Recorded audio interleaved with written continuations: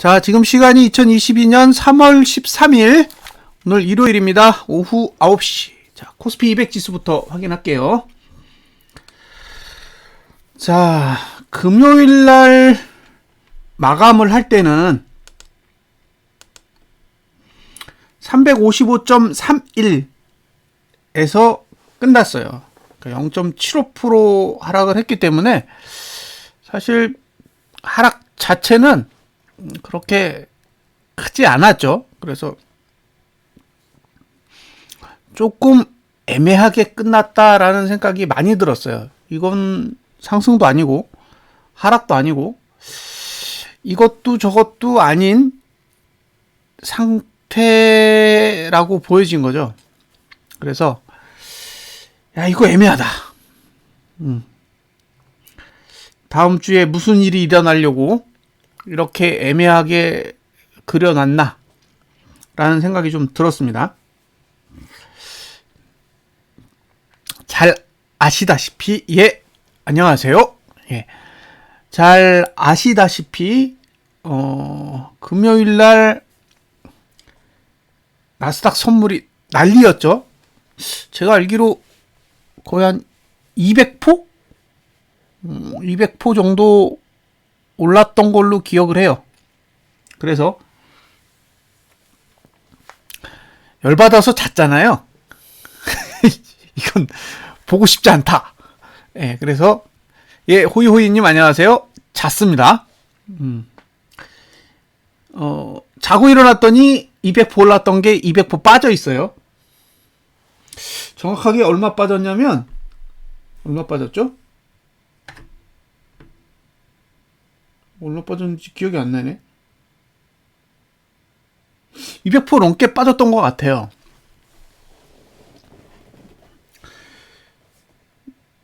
조금 이제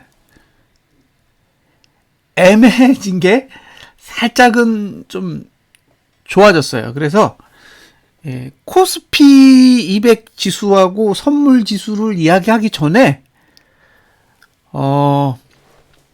미국 증시에 대해서 얘기를 하고 넘어갈게요. 자,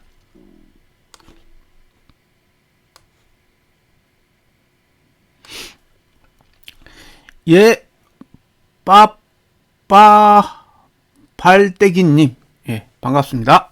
자, 우선 나스닥 먼저 보겠습니다. 나스닥을 보시면 지난달 저가랑 무지 가까워요. 네, 지금의 종가는 지난달 저가랑 가깝습니다. 그런데 아셔야 될 게 뭐냐면 지난달 저가만 깨면 돼요. 네, 지금의 흐름은 지난달 저가만 깨지면 됩니다. 그게 목표예요. 그런데 금요일날 200포가 오르고 있었으니까 아이고 지난달 저가 안 깰려나 보다. 이거 지난달 저가 안 깨면 많이 올라가는데? 그 생각이 든 거죠. 그래서 아이고 모르겠다. 나는 잠이나 자야겠다. 이걸 보고 있으면 스트레스 받을 것 같아서 잤는데 자고 일어났더니 이제 아랫꼬리가 거의 사라진 음봉만 남았습니다. 이제 다음 주에 확인하셔야 될 게 뭐냐면 지난달 저가를 깨느냐예요. 지금은 다른 건 다 필요 없어요. 지난달 저가를 깨야 됩니다. 지난달 저가를 깨야 끝나요. 예, 곧보스 나라님 안녕하세요. 그래서 그것만 보세요. 예, 다음 주에 보실 건 아무것도 없습니다. 이 지난달 저가를 깨는지만 보세요. 이게 깨져야 돼요. 지금이 12,843이고요. 지난달 저가는 587이에요. 587. 그러면 590 잡고 840 잡고 250호? 맞죠? 250호 정도 되는 거예요. 그러니까 현재 위치에서 지난달 저가까지의 거리가 250포인트니까 한 2% 되는 거죠. 예, 바젤3님 반갑습니다. 기분이 요즘 좋으시겠어요? 2666원 다 터셨으니까 이제 1000병만 가지고 대응하시느라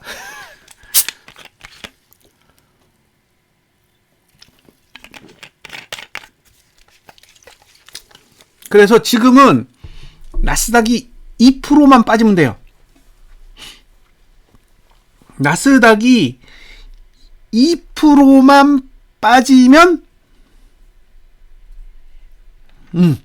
해볼만 해요.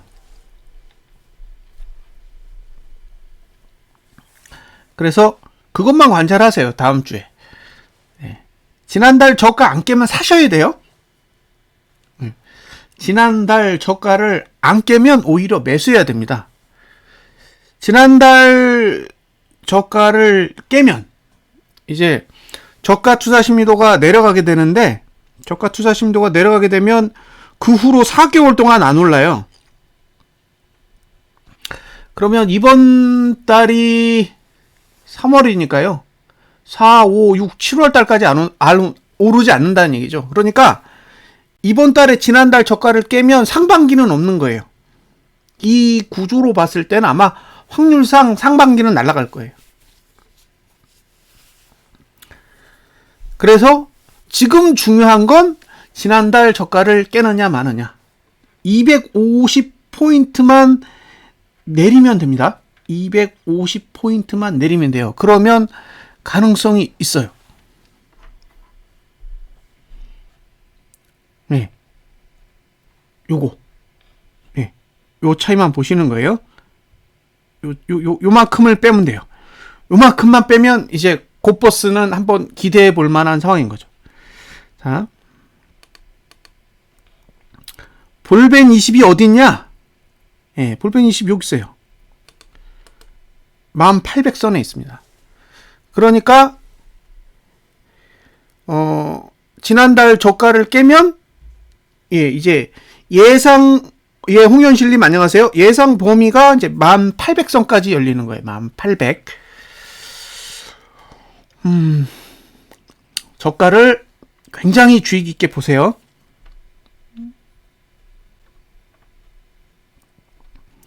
예. 요거 깨느냐. 요거 안 깨면 아무 소용 없어요. 요거 깨면 해볼만 해요. 앞으로 적어도 3달은 상승하기 힘든 구조가 만들어질 것 같아요. 자, 이제 주봉을 보여드릴게요. 주봉이 왜 중요하냐? 이번 주까지만 하락이에요. 이번 주까지만 하락이고 다음 주부터 상승 시간대에 들어가요. 그 말은 이번 주에 양봉을 내면 상승 시작인 거죠. 그래서 나스닥 선물이 200포인트 오를 때 짜증이 확 밀려온 거예요. 아, 이거 양봉 내면 안 되는데. 다음 주부터 영구간에 들어가기 때문에 양봉을 내면 안 되는데, 선물이 200%가 올랐으니까 화가 난 거죠.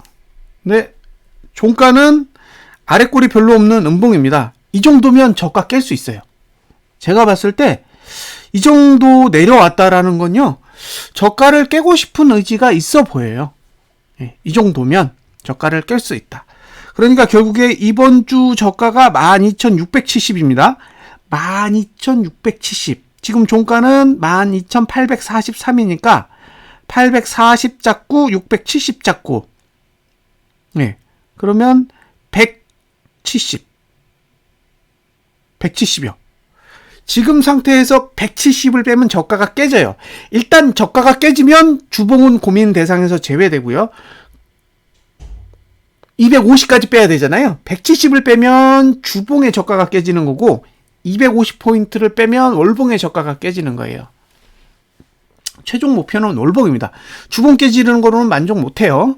월봉이 깨져야 됩니다. 그래서 그 부분만 집중적으로 보시면 돼요. 제가 그래서 짜증이 난 거예요. 그러니까 제 머릿속에는 이미 다 계산이 돼 있는 거죠. 지난달 저가를 깨야 되고, 그 다음에 지난달 저가를 깨려면 주봉은 음봉을 내야 돼요.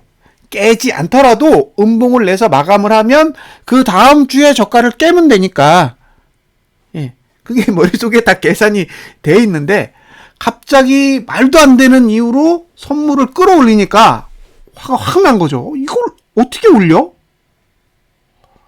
라고 생각을 한 거예요. 근데 이걸 설명하기도 어렵고, 설명은 두 번째고 설득시킬 수 있는 방법이 없는 거예요. 예, 그러니까 결과가 나온 걸 보고 그냥 얼버무려야겠다, 이제 그 생각을 하고 그냥 잔 거죠. 자고 난 게 훨씬 더 좋아요. 뭐 좋게 끝났으니까 뭐 설득할 필요 없잖아요. 예, 그대로 설명하면 됩니다. 그래서 지금 상태에서는 제가 보기에는 저가만 깨면 된다. 예, 저가만 보세요. 이번 주 저가를 깨느냐 하나, 이번 주 저가 깨면 지난달 저가 깨느냐, 최대 250포인트입니다. 예, 다음 주에 250포 이상만 빼면 돼요. 요즘 뭐 하루에도 거의 400포, 500포 움직이기 때문에 하루만 악재 뜨면 돼요. 그게 금리 인상이든 상관없어요. 그리고 러시아가 뭔가 뻘짓을 하든 그것도 상관이 없습니다. 둘 중에 하나만 제대로. 그 디폴트도 남았잖아요. 러시아 디폴트 선언을 해서 그냥 뜬금없이 250포인트만 딱 빼면 이제 월봉이 지난달 저가를 딱 깨면서, 네, 하락하기 좋은 구조가 만들어지게 되는 거죠. 그렇게만 되면, 네, 저는 만족합니다. 왜냐면 이거 뭐 감아 올려봐야 소용없어요.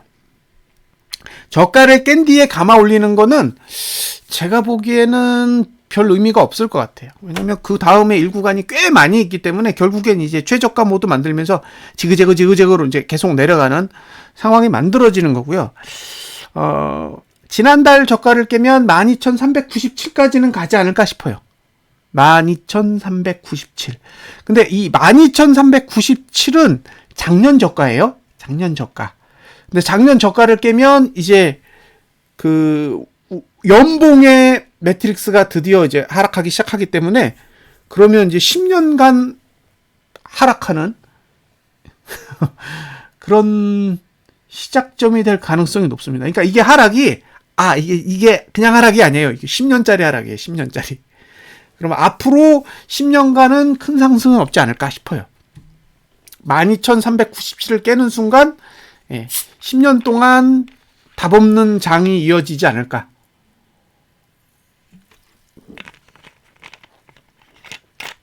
만약에요, 나스닥이 10년 동안 답 없는 장이 만들어진다면 우리는 잃어버린 10년이 올 수도 있어요. 그쵸? 미국 증시가 안 오르는 장이 만들어지면 국내 증시는 어떻겠어요? 네, 그러니까 주의 깊게 한번 보세요. 자, 그 다음에 제가 그 다음으로 보여드릴 거는 다우예요. 다우는 계속 설명을 드렸잖아요. 여기서 주의 깊게 보셔야 될 거 이거예요. 이거 지금 거래량이 맨 위에 있죠. 거래량 노란 게 맨 위에 있잖아요. 보시다시피. 그런데 지금이 거래량이 늘어난 상태가 아니에요. 거래량이 줄어든 상태에서 맨 위에 있는 거예요. 지금 고가랑 위치가 같아요. 거래량이랑. 여기입니다. 여기. 제가 표시를 해드릴게요. 여기에요. 이 위치에요. 여기. 보시면 노란색이랑 빨강색이랑 같이 붙어 있어요. 노란색은 거래량이고 빨강색은 고가예요. 둘이 만나 있죠. 밑에 종가랑 그 다음에 저가가 있는데 이건 거래량이랑 만날 수가 없어요. 기본적으로 이미 끝난 거예요. 그런데 자, 거래량이 얼마가 나왔냐? 52%가 나왔어요. 52%. 오늘 날짜를 생각해 보세요. 3월 13일입니다. 3월 13일. 3월 13일이에요. 내일이 14일입니다. 그러니까 아직 절반도 안 왔어요. 거래 일수로 보면 절반 안 왔습니다. 그러면 절반이 안 왔는데 거래량이 50%가 넘었다라는 건 이번 달에 거래량 늘어난다는 얘기예요. 아마 확률상 늘어나는 게 맞을 겁니다. 이 거래 일수 자체가 20% 넘게 증가했기 때문에, 예, 거래량이 늘어나는 게 오히려 정상적이에요. 그러면 이제 거래량 투자 심리도가 맨 위로 올라가게 되는 거고, 이 거래량 투자 심리도가 맨 위로 올라간다라는 거는 지금 리만 브라더스 사태 이후로 처음이에요. 리먼 브라더스 사태가 7년, 8년에 걸쳐서 일어났으니까 지금 2022년이잖아요. 예, 한 14년? 예, 14년, 15년 만에 처음 일어나는 거예요. 이 현상이. 지금 제가 말씀드리는 거래량 투자 심리도가 맨 위로 올라오는 이 현상은 14년, 15년 만에 처음 일어나는 진기한 현상입니다. 미국 증시에서. 그 얘기는 악재가 다가오고 있다는 얘기죠. 이게 노란색이 이렇게 맨 위로 올라오는 건 악재가 다가오고 있다. 예, 그런 의미입니다. 그것도 미국 증시에. 아시아 증시 말고 미국 증시에 악재가 지금 조금씩 어둠의 그림자를 이렇게 비추고 있는 거죠. 자, 저가를 깨면 아래가 열리겠죠. 저가 32,272 한 700포. 아래로 700포 내리면 이제 저가 깨지는 거예요. 거래량이 맨 위로 올라오면 볼린저 밴드 20 하단선까지 열리니까 27,000선까지 열리는 거예요. 그러니까 이게 거래량이 늘면서 지난달 저가를 깨면 27,000대까지 개방이 되는 차트가 만들어져요. 27,000이 어디냐? 그죠? 27,000은 2020년 10월달 부근의 지수예요. 지금 볼린저 밴드 20 하단선의 위치는 2020년 8, 9, 10, 11 그때의 위치예요. 요 위치는 나스닥에서는 1600 정도 되는 그 위치입니다. 거기까지는 개방이 되는 거예요. 개방이 된다는 거예요. 간다가 아니라 이제 갈 수 있는 공간은 확보가 된다라고 보시면 돼요. 이것도 간다라고 오해하셔가지고 왕창 배팅했다가 저 욕하는 일이 생길 수도 있으니까요. 무리는 하지 마시고. 자, 다우지수는 4월의 핵심입니다. 4월에 상승할 수 있는 구조가 만들어져요. 그러니까 이게 아래 꼬리를 쫙 감아서 양봉으로 딱 끝내면 4월 달에 상승하려나 보다 이렇게 생각하시면 되고요. 반대로 이게 음봉으로 계속 주저앉아가지고 아래 꼬리가 거의 없는 음봉으로 끝나면 4월 달에도 또 내리려나 보다 이렇게 생각하시면 돼요. 그러니까 이번 달이 아래 꼬리가 없는 음봉이면 4월은 상승할 생각이 없는 거고, 반대로 양봉으로 아래 꼬리가 긴 양봉으로 바꾸면 4월 달에 상승하려고 하나 보다 라고 생각하시면 될 것 같아요. 아직까지는 그 음봉의 형태를 계속 유지하고 있기 때문에 아직은 이제 하락세를 유지하고 있는 거죠. 그래서 금요일 날 하락이 굉장히 중요했던 거예요. 자, 월봉이 하락하기 위해서는 주봉도 하락해 줘야 돼요. 그래서 주봉을 잘 보시면 주봉도 음봉으로 끝나줬어요. 그리고 아직 한 주 더 하락할 수 있습니다. 거래량이 맨 위로 올라왔고 전반적으로 좋아요. 좋습니다. 미국 증시는 내리기 좋게 차트를 일단 그려놓고 끝냈어요. 주봉, 월봉 다 하락에 유리하게끔 만들어 놓고 끝낸 상태예요. 지금 러시아랑 우크라이나랑 전쟁을 하고 있는데 뭐 없죠. 이거 뭐 회담하고 그럴 수 있는 상황은 아닌 것 같아요. 우크라이나는 꺼져라가 기본적인 입장이고, 러시아는 밑에 돈바스 그쪽 땅하고 아마 오데사 지역까지 요구할 것 같아요. 왜냐하면 밑에 그 크림반도를 기준으로 해서 이 크림반도에 물을 공급해야 되는데, 물을 공급할 수 있는 땅이 아마 그 오데사 그쪽 지역일 거예요. 오데사랑 그 크림반도 위쪽. 돈바스는 사실은 저 우측에 쳐져 있기 때문에 거기서 크림반도 쪽에 물을 공급하는 건 아닌 것으로 알고 있거든요. 그러니까 오데사부터 돈바스 지역까지 연결하는 그 땅을 달라고 하는 게 러시아 쪽의 입장인 것 같고, 우크라이나는 꺼져라가 기본적인 입장이니까 둘이 합의할 게 제가 보기에는 없을 것 같아요. 뭐 토론도 하고 협상도 하겠지만 완전히 입장이 다른 거잖아요, 서로. 그러니까 뭐 협상으로 아직까지 답을 낼 건 아닐 것 같고, 그렇다고 지금 상태에서 러시아가 철군해가지고 얻을 수 있는 게 아무것도 없잖아요.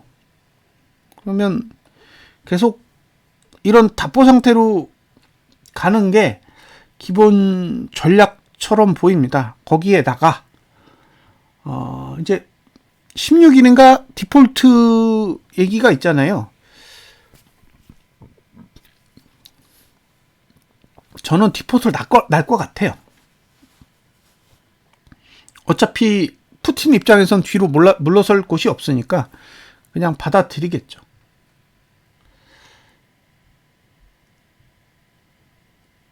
그리고 사실상 악재가 뜨면 뭐 러시아만 힘든 게 아니잖아요. 지금 뭐 유럽, 그다음에 미국, 그리고 우리도 다 영향을 받을 수밖에 없는 상황일 것 같아요. 예전에 그리스가 디폴트 됐을 때 일주일인가 10일인가 600포 뺐어요. 600포. 코스피 지수로 600포를 뺐으니까요. 근데 그리스가 50위권 나라일 거예요. 50위? 근데 지금 러시아는 10위잖아요. 경제 규모가 10위 정도 됩니다. 거의 우리나라랑 비슷한 규모의 국가예요. 근데 우리나라는 물건을 수출하는 나라고 러시아는 에너지를 수출하는 나라다 보니까 조금 더 파괴력이 크겠죠? 우리야 그냥 물건 수출하는 거 다른 나라에서 대체하면 되잖아요. 일본이나 대만이나 이렇게 대체해주면 뭔가 상쇄가 되는데 이건 에너지다 보니까 쉽지 않아 보여요. 그래서 디폴트를 선언하면 크게 에너지 쪽의 문제랑 그 다음에 금융 쪽, 그러니까 러시아 쪽에 투자한 은행, 그 다음에 투자회사, 이런 회사들이 이제 디폴트로 인해서 감당해야 되는 손실이 분명히 있을 겁니다. 그게 얼마나 되느냐, 그게 문제고, 그 다음에 저번에 CDO 말고 채권으로 만든 뭐가 있다 그랬어요. 그게 터키랑 그 다음에 중국 쪽에 많이 돼 있다고 했는데, 만약에 그게 러시아 쪽에도 있으면 타격이 굉장히 심할 거예요. 거의 뭐 기업 부도난 거랑 똑같은 효과가 날 테니까. 그래서 만약에 디폴트 선언하면 이런저런 문제들이 조금 드러날 가능성이 있거든요. 그래서 이제 그게 얼마나 이제 우리 눈에 현실화되는 수치로 나타나느냐가 이제 관건일 것 같아요. 최근에 독일 증시가 미친 듯이 올랐다가 내렸거든요.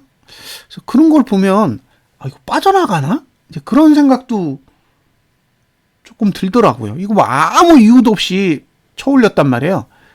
미국 증시도 그렇고, 그다음에 독일 증시도 그렇고 이유가 없어요. 뭐 말도 안 되는 이유잖아요. 뭐 유가가 내렸는데 그렇게 올리는 그런 흐름은 저는 일반적이라고 생각이 들지는 않는 거예요. 그럼 이게 지금 뭔가 위기가 찾아오고 있으니까 의도적으로 자기네들 빠져나가려고 끌어올린 건가?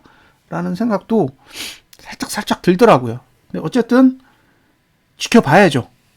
미국 금리 인상 부분도 있고, 그 다음에 러시아 디폴트로 인해서 생기는 이제 금융 쪽 문제들도 있으니까 그게 어느 정도 현실화되느냐, 그걸 지켜봐야 될 것 같아요. 자, 이제 국내 증시로 돌아와서 월봉을 보면 일단 1월달 저가는 깼습니다. 1월달 저가는 깼고 하단선이 있어요. 그러니까 이게 제일 골치 아픈 거예요. 애초부터 만들 때 하단선을 만들지 않았으면 그대로 밀고 쏟아지면 되는데 하단선을 누르면서 내려가야 되니까 이게 골치 아픈 거예요. 그래서 팔면 내려가는데 안 팔면 감아요. 팔면 내려가고 안 팔면 감고. 굉장히 짜증스러운 구조예요, 이게. 근데 정작 매도 위치는 시가 위에요.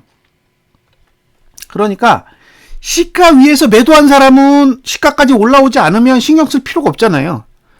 예, 시가 위 매도자. 그러니까 360 이상에서 매도한 사람은 그냥 그러나 보다라고 쳐다보시면 되는데, 요 밑에서 매도한 사람은 미치는 거예요. 감으면 물리니까. 그래서 지금은 사실 매도자에게 유리한 구조는 아닙니다. 월봉은. 월봉은 매도자에게 유리한 구조는 아닌데 매수하기에도 거지 같은 거예요. 왜냐하면 지난달 저가를 깼기 때문에 이 구조는 좋은 구조는 아니에요. 매수자에게도. 예.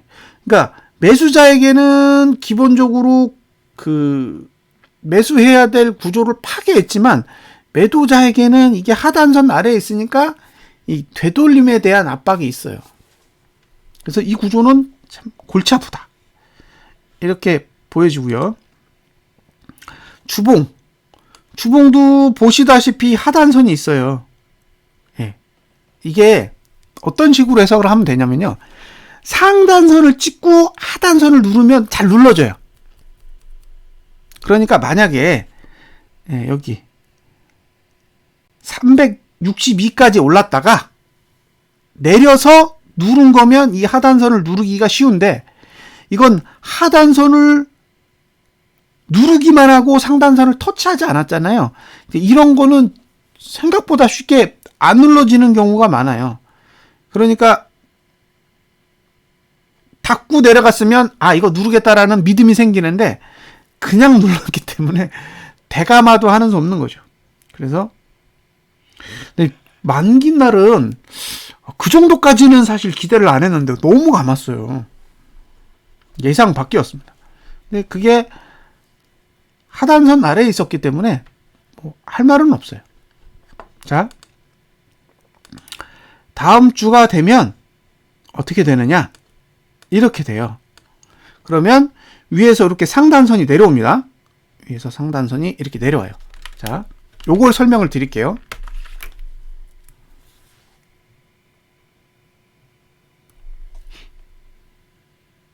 자, 이렇게 상단선이 내려오고, 이렇게 상단선이 내려오고, 이렇게 상단선이 내려와요. 그러니까 요게 상단선이에요. 그리고 요게 하단선입니다. 자, 매수자, 본인이 매수자다. 매수자는 상방을 보는 분이죠. 매수자 입장에서 봤을 때는 하단선을 찾아야 돼요. 예. 매수자는 상단선이랑 관련이 없어요. 하단선하고만 관련이 있는 거예요. 그리고 매도자는 하방이잖아요. 그러면 상단선을 보셔야죠. 그런데 금요일 종가로 봤을 때는 고가를 방어할 의사가 별로 없어요. 예. 그러니까 상단선의 위치가 이번 주 고가를 방어할 의지가 없는데, 다음 주부터는 이렇게 고가 매트릭스가 다 0이에요. 그 얘기는 고가를 넘으면 상승 구조로 바뀌어요. 상승 구조로. 그래서 금요일 날 끝났을 때의 모습은 뭐냐? 이거 뭐지? 예. 상단선도 위치가 별로고 하단선도 제대로 안 만들었어요. 그러니까 이걸 보고 있다가 이건 이도저도 아닌데, 이렇게 만들면 매도자도 힘들고 매수자도 힘든 거예요. 매수자는 하단선에 각도가 안 나오고, 매도자는 상단선의 위치가 고가보다 넘기 때문에 주봉의 매도 전략을 쓰기 어려워요. 왜 이렇게 그렸지? 예. 그런 생각이 든 거죠. 그런데 야간 선물이 2.15%가 빠졌습니다. 그러면 353.11 잡아볼게요. 353.11. 요 정도만 잡아보겠습니다. 그럼 어떻게 되느냐? 이렇게 되죠. 자, 뭐가 달라졌냐면 이렇게 바뀌었습니다. 예. 그러니까 2% 이상 내리면 어떤 일이 발생한지를 보세요. 자, 보셔야 될 게 뭐냐? 이거예요, 이거.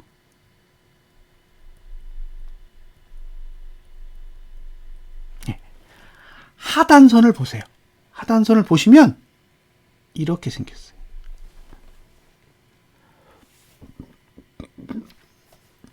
그쵸? 하단선을 보면 아래로 완전히 다 누워버렸어요. 아까 이번 주 종가를 기준으로 했을 때는 살짝 각도가 있었는데 완전히 누웠습니다. 이 얘기는 아래로 흘러내릴 수 있는 구조를 만든 거예요. 자, 이번 주는 하단선이 발달해서 눌렀을 때 되감아 올리는 힘이 있었어요. 눌러도 되감아 올리는 힘이 있었는데 다음 주에 누르면 되감는 힘이 없어요. 예, 하단선 없습니다. 그러니까 주봉은 매수 전략이 불가능해요.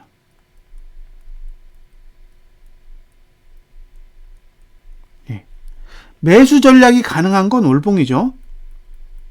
예, 월봉은 매수 가가 있지만 손절선이 없어요. 왜냐하면 전봉 저가를 깼기 때문에. 그러니까 매수가는 월봉을 쓰시고 손절선은 주봉을 써야 돼요.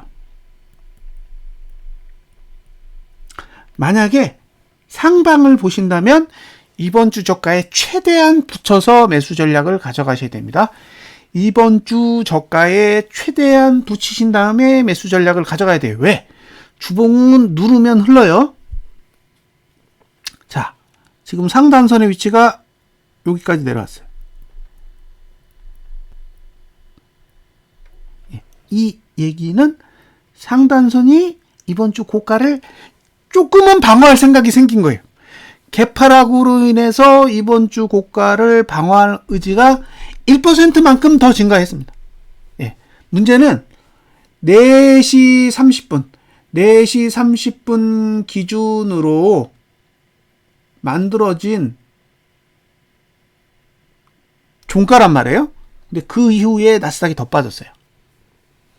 예. 제가 알기로 4시 30분에 나스닥 지수의 종가보다 7시 종가가 훨씬 낮아요. 그러니까 지금 2.15포인트가 내렸는데 실질적으로 그 뒤에 더 내렸으니까 종가는 더 낮을 확률이 높고요. 만약에 내일 아침에 나스닥 지수 선물, 다우 지수의 선물이 플러스가 아니고 마이너스로 간다면 생각보다도 조금 더 낮은 위치에서 시작할 가능성이 높습니다. 그러면 상단선이 더 내려와요. 더 내려오면 이제 주봉상 이번 주 고가만 넘지 않는다면 매도 전략을 가져가실 수 있는 거죠. 이것만 안 넘으면 돼요. 예. 어디에서 매도를 하시든 예. 이번 주 고가만 안 넘으면 된다. 그리고 이번 주 저가만 깨면 하방 완성. 예, 저는 완성이라고 봐요. 이유는 하나예요. 예, 지금이 3월 세 번째 주고요. 그쵸? 3월 세 번째 주예요. 이제 종반을 향해서 달려가는데 저가를 깨고 내려가면 감아 올릴 수 있는 시간이 점점 줄어들게 돼요. 그래서 만약에 다음 주에 이번 주 고가 안 넘고 이번 주 저가 깨면 하락 우세의 상황으로 이어질 수 있다라고 생각이 됩니다. 자, 매수자는 매수가 없다. 그러니까 이번 주 저가에 최대한 가깝게 매수 전략을 가져가시되 이번 주 저가를 붕괴하면 일단 실패한 걸로 간주하자. 이게 매수자의 전략이고요. 매도자는 이번 주 고가만 넘지 않으면 매도할 수 있다. 그리고 이번 주 저가를 깨야 홀딩할 수 있다. 자, 다음으로 일봉.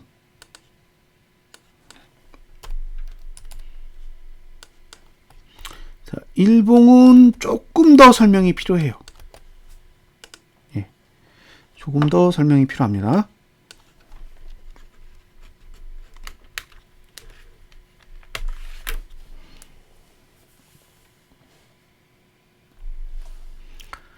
자,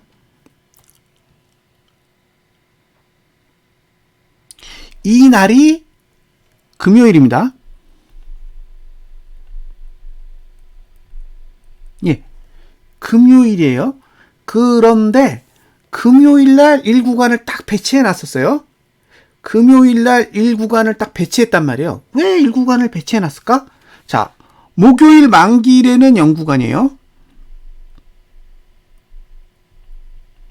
0구간. 금요일 1구간. 이 차이를 이해하고 보세요. 자, 수요일 날까지는 하락 구조를 이어왔어요. 그죠? 수요일까지는 하락하다가 목요일 날 딱 점프를 해서 일시적으로 상승을 했는데 금요일 날 다시 내려서 원위치로 돌려놨어요. 그러니까 요건 상승인데 요게 다시 하락이에요. 그래서 원위치예요. 금요일이 끝난 마지막에 일봉의 모습은 하락이라고요. 하락. 하락봉으로 끝냈어요. 오해가 없으셔야 돼요. 일봉은 하락봉으로 끝낸 거예요. 예. 안녕하세요, 강철중님. 자, 그러면 이제 다음 주 5일이죠? 5일. 이렇게 보세요. 그러면 월요일은 0구간, 그 다음에 화요일은 1구간, 수요일도 1구간, 목요일도 1구간, 금요일도 1구간인데, 수요일에는 저가가 0이고, 목요일에는 종가가 0이에요. 월, 화, 수죠. 수요일에는 저가가 0, 목요일에는 종가가 0입니다. 그런데 전체적으로 봤을 때는 화, 수, 목, 금은 1의 힘이 강하고 월요일은 완벽하게 0의 힘이 강해요. 근데 금요일이 하락으로 끝냈기 때문에 월요일날 상승으로 돌려야 화, 수, 목, 금을 상승으로 쓸 수 있는 기회가 생겨요. 그런데 월요일을 하락해버리면 화, 수, 목, 금은 상승으로 못 돌려요. 그래서 월요일에 만약에 하락이 온다. 그러면 저는 다음 주는 하락이라고 봐요. 월요일에 하락이면 화, 수, 목, 금은 다 1구간이기 때문에 상대적으로 하락의 에너지가 훨씬 세다라고 보는 거죠.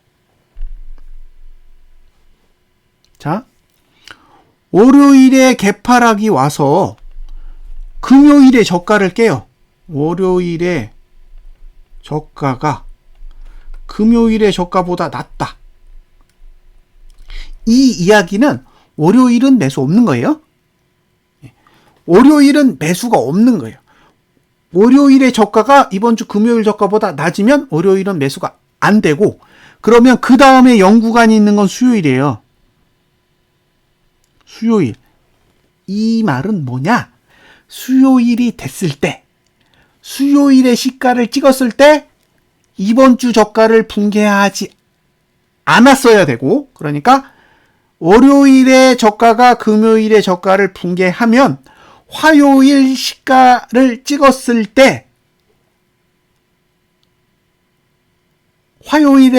수요일 날 시가를 찍었을 때 화요일의 저가가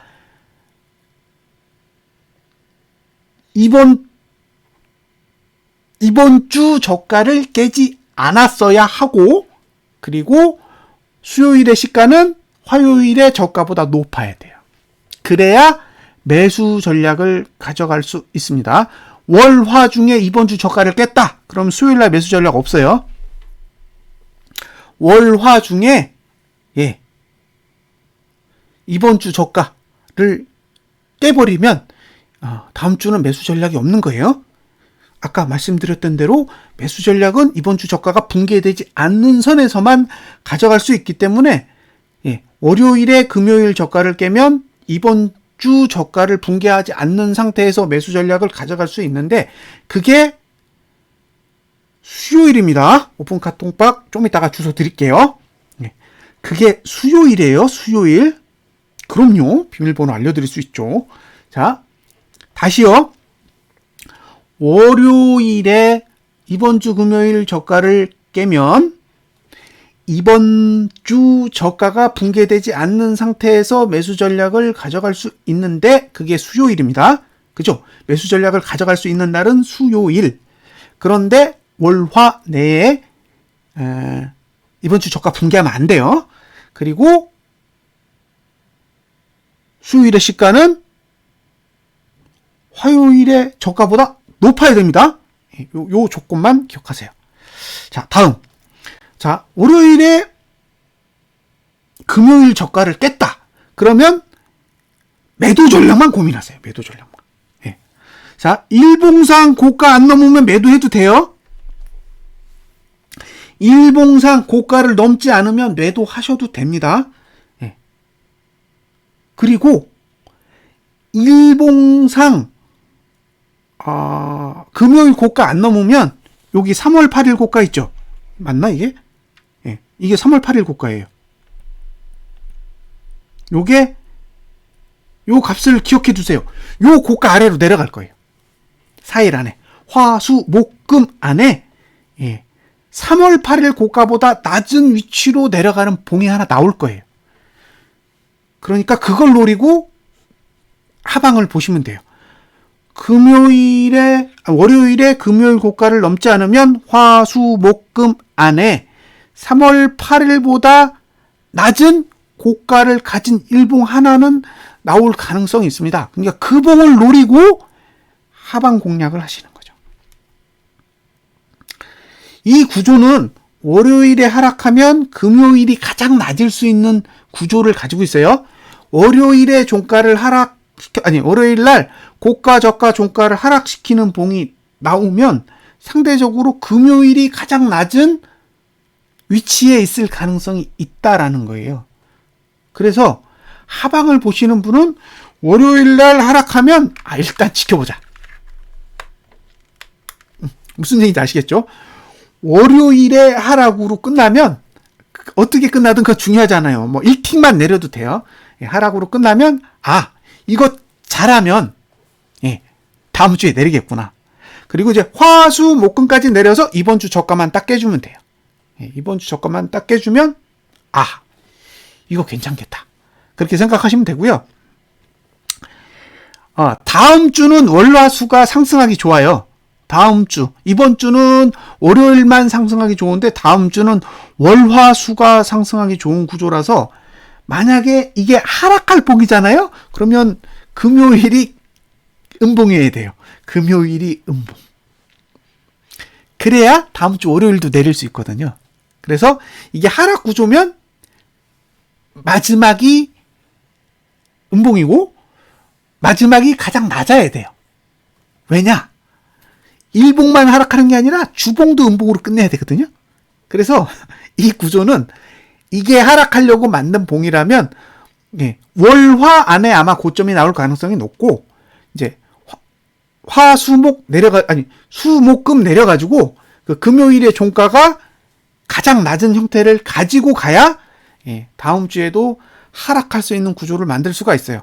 그러니까 머릿속에 하방을 보시는 분은 그 생각을 가지고 가셔야 됩니다. 월 초가 높고 주초가 높고 금요일로 갈수록 계속 낮아지는 흐름이 나와야 그게 매도자에겐 정상적인 흐름이에요. 그리고 시간도 그렇게 일단 설계가 되어 있습니다. 됐죠? 여기서 기억해야 될 게 뭐냐? 3월 8일에 고가입니다.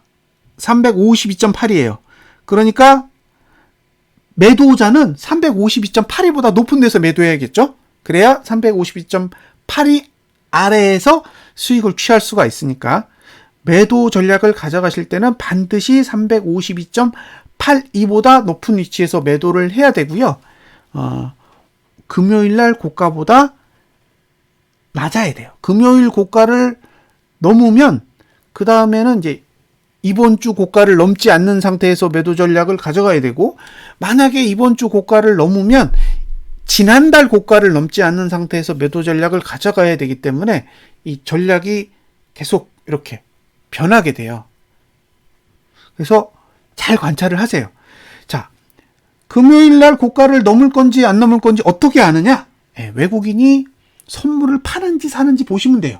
선물을 사면 이거 조금 조심해야겠다 이런 생각하면 되고, 선물을 매도하면 이건 금요일 고가를 넘을 생각이 없는 거구나 생각하시면 되고요. 개인이 현물을 사면 더더욱 신뢰도가 높아지겠죠. 일단 개인 현물을 주의 깊게 보세요. 개인이 현물을 사면 이건 뭐 계속 내려가는 거예요. 죽이 되든 밥이 되든 계속 내려갈 가능성이 높습니다. 자, 여기까지가 현물에 대한 설명입니다. 요 매트릭스로만 봤을 때는요, 화, 목, 금이 하락에 좋아요. 화, 목, 금이 하락에 좋고, 월은 사실 상승에 좋은 구조고, 수요일은 조금 애매해요. 이걸 어떻게 구분을 하느냐? 이 구분 방법 간단하게 알려드릴게요. 여기 빨강, 파랑, 검정 나오는 이 주가의 매트릭스는 색깔이 있으면 하락, 색깔이 없으면 상승이에요. 그러니까 연회색으로 되어 있는 건 상승에 유리한 거고, 색깔이 있는 건 하락에 유리한 거예요. 근데 밑에 있는 노란색은 정반대예요. 점이 있으면 상승에 유리한 거고, 점이 없어야 하락에 유리합니다. 그러니까 여기서는 월요일 같은 경우에는 점이 있으니까 이건 상승에 유리한 거잖아요. 그죠? 이건 상승에 유리한 거예요.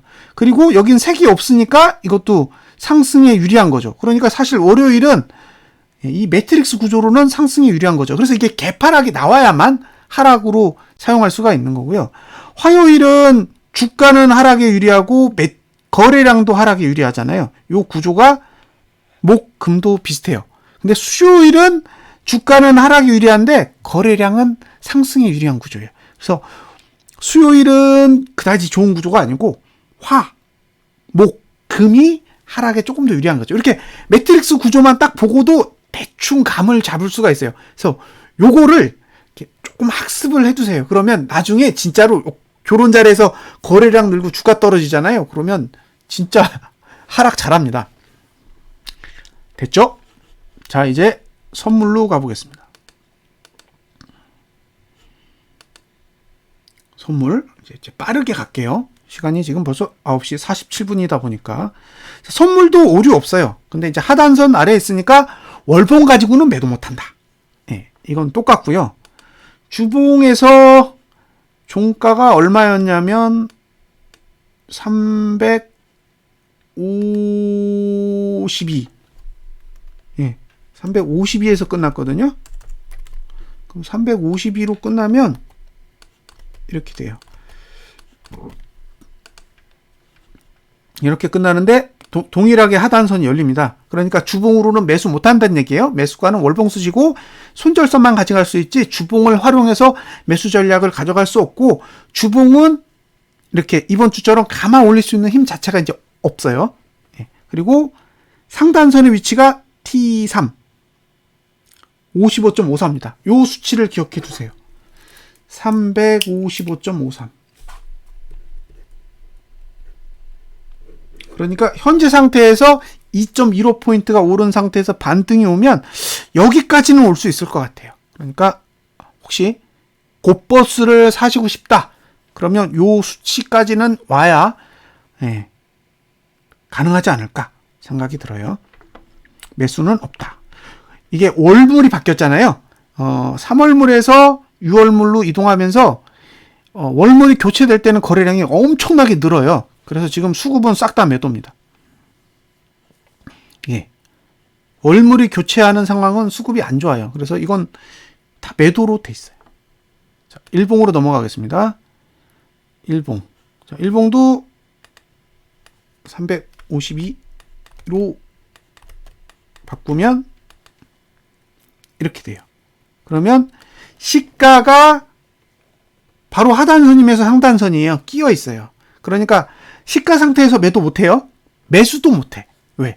매도랑 매수랑 붙어있기 때문에. 그러면 최대한 위로 올라갔을 때 매도해야 되잖아요. 아까 355.53이었잖아요. 그 55.53이 어디냐면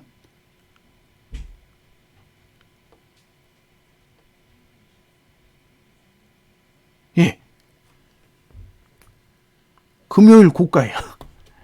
고가가 80입니다. 그러니까 이게 무슨 뜻이냐? 매도를 하려면 금요일 고가에 최대한 가까이 붙여라 이런 뜻이에요. 예. 갭이 조금 더 내려가요. 더 내려가서 최대한 금요일 고가에 가까이 붙었을 때 매도 전략을 생각해 보세요. 깨지만 않으면 완전 굿입니다. 그리고 다시 감으면 시가까지는 다시 갈 수 있어요. 왜냐하면 상단선 위에 있으니까. 자, 월요일만 하락해주면 화, 수, 목, 금은 똑같이 하락에 유리한 구조를 가지고 있습니다. 예, 그러니까 월요일에 어떻게 매도를 잘 가져갈 수 있느냐가 가장 중요해요. 그리고 지금 금요일까지 개인이 현물을 엄청나게 샀잖아요. 4조 5천억까지 샀기 때문에 개인이 현물만 팔지 않고 외국인이 선물 매도만 하면 뭐 저는 충분히 승산이 있다라고 보여집니다. 여기까지 됐고요. 하나 더 보여드릴 거, 현물 중에 코스피. 코스피는 저거 안 깼습니다. 예, 저거 안 깼어요. 그러니까 저는 이거 다시 깨러 갈 것 같아요. 안 깼기 때문에. 최저가 모드를 가지고 있는 건 코스피 지수인데 정작 코스피 지수가 최저가를 안 깼기 때문에 2592를 다시 깰 것 같아요. 근데 2591이고 현재가 2661이거든요. 그러면 몇 포가 내려야 되냐면 70포가 내려야 돼요. 70포. 그럼 거의 3% 가까이 내려야 된다는 얘기예요. 지금 상태에서 코스피 지수는 거의 3% 가까이 내려야 되는 거니까 3%가 내리면 얼마죠? 지금 355면 3이면 5, 3, 15 10%가 내려야 된다는 얘기예요. 마이너스 10%. 그러면 345까지 내릴 수 있다는 얘기죠. 345. 예. 코스피가 최저가를 깨기 위해서는 코스피 200 지수는 345 아래로 내려갈 가능성이 충분히 있다라고 보여집니다. 그래서 일단 코스피 지수가 최저가를 깨기 전까지는 상방을 보는 건 상당히 보수적으로 접근한다. 단 하단선 아래에 있을 때는 하방을 공략하기가 진짜 힘들다. 그러니까 최대한 하방을 공략하려면 일봉이든 주봉이든 상단선을 등에 지고 공략을 하셔야 그나마 덜 물릴 수 있습니다. 자, 여기까지가 코스피. 그 다음에 고버스를 보면요. 고버스는 최고가 모드인데 아직 2,750원 안 넘었습니다. 그러니까 저는 이건 홀딩이라고 봐요. 여전히 홀딩 한다.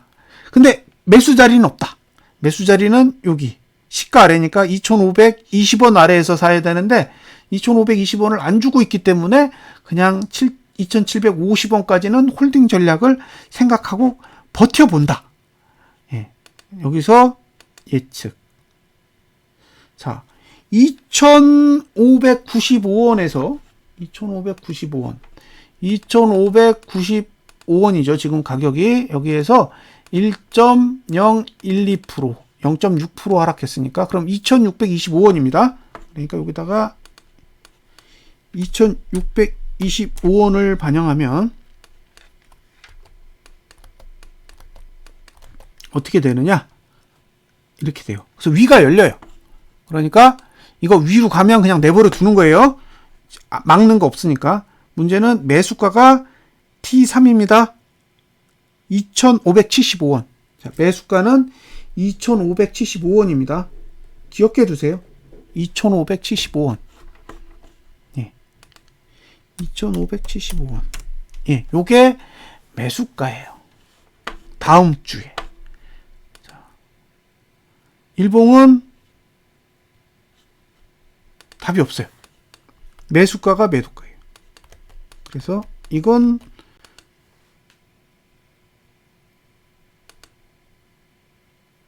그렇죠? 시가가 매수가예요. 그러니까 저가가 2,580원이거든요.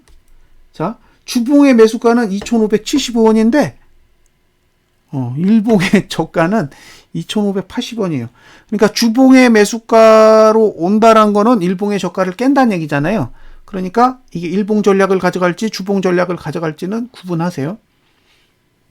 구분해서 접근한다. 일봉 전략을 가져가실 거면 금요일 저가가 깨지지 않는 선에서 매수. 예, 주봉 전략을 가져가실 거면 2,575원까지 올 때까지 기다린다. 두 둘 중에 하나 선택하시고요. 둘 중에 아무것도 하기 싫다 그러면 홀딩. 타이거도 2,865원 넘을 때까지는 일단 지켜본다. 근데 지금 월봉은 들어갈 틈 없고요. 주봉은 상단선 이제 다 끝냈고 2,710원이잖아요. 그러면 2,710원에서 곱하기 1.012% 하면 2,740원입니다. 2,740원. 자, 이러면 매수가가 얼마냐면 T3입니다. T3 2,690원. 예. 그러니까 타이거는 2,690원. 요게 매수가예요. 예. 자, 2,740원에서 시가를 적용하면 일봉은 시가가 매수예요. 일봉은 시가가 매수자 매도예요. 이건 꽉 꼈다는 얘기거든요. 이 얘기는 무슨 얘기냐? 외국인이 돈질하는 방향 쪽으로 간다는 얘기예요. 그러니까 저가만 깨지지 않으면 매수하시면 돼요. 저가가 2,690원이에요.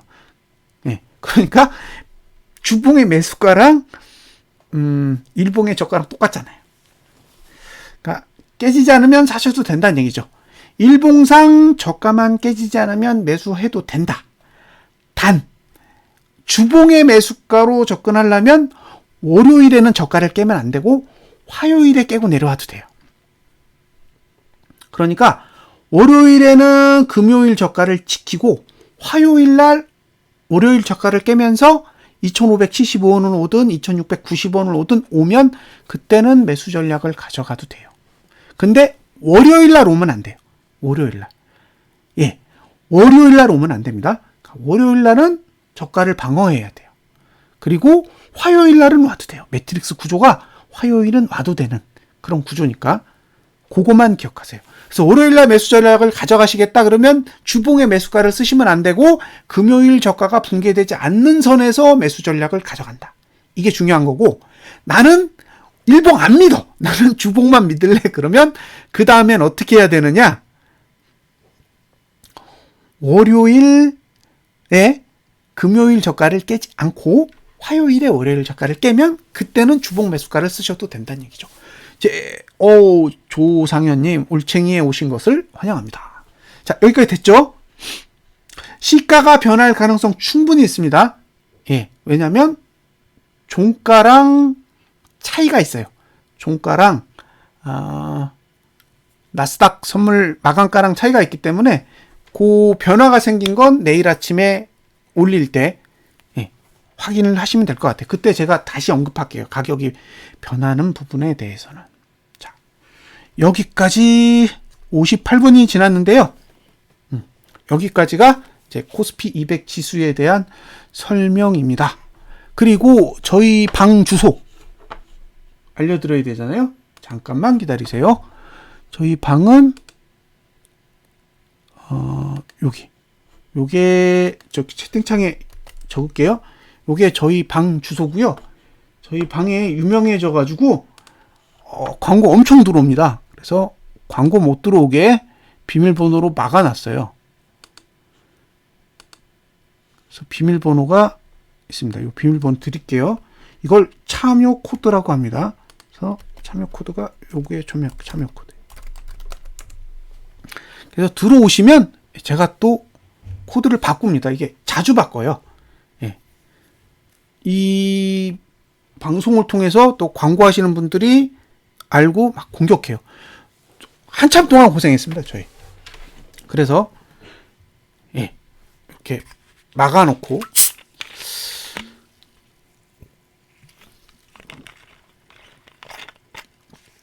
저희 방의 특징은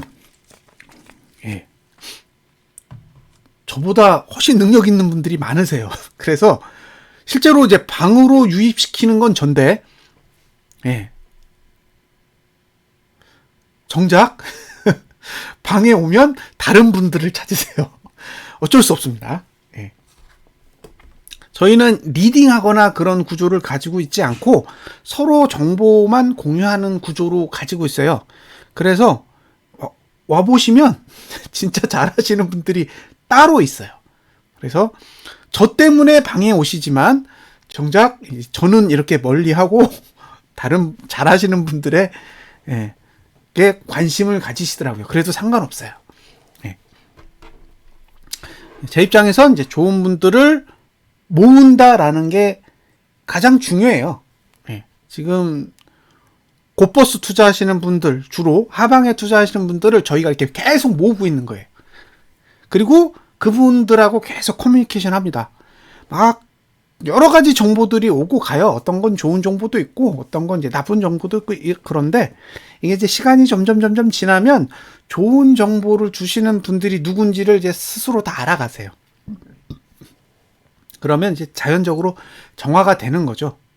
아, 저 사람이 얘기하는 건 내가 귀담아 들을 필요가 있어 라고 이제 생각이 들고, 또 어떤 부분은 약간 이렇게 신뢰도가 낮으신 분들이 있어요. 그러면 이제 그분들이 얘기하는 건 잘 안 듣죠. 이게 사람의 기본적인 습성이라 어쩔 수 없습니다. 자, 오늘은 여기까지 일단 녹화를 마무리 짓도록 하겠습니다.